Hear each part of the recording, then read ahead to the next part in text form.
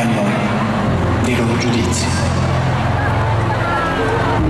Tanto siamo spigoli, per qualcuno appigli, per altri cause di ferite aperte. Distruggiamo e poi ricostruiamo solo dopo.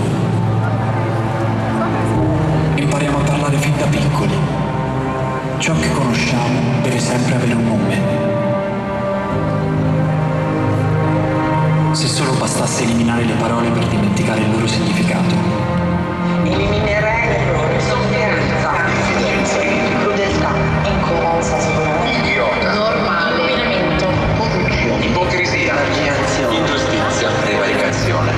E invece siamo investiti da concetti atroci Sessismo, Discriminazione. Razzismo. indifferenza, e ne viviamo le conseguenze.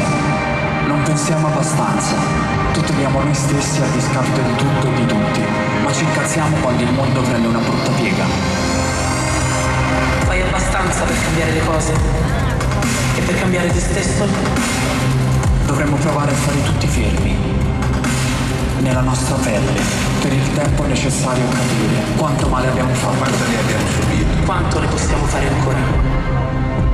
La capacità di adattarci ai cambiamenti fa parte del nostro DNA, come quella di resistere al dolore, ma l'esperienza dovrebbe impedirci di infliggere a qualcuno la sofferenza che abbiamo subito.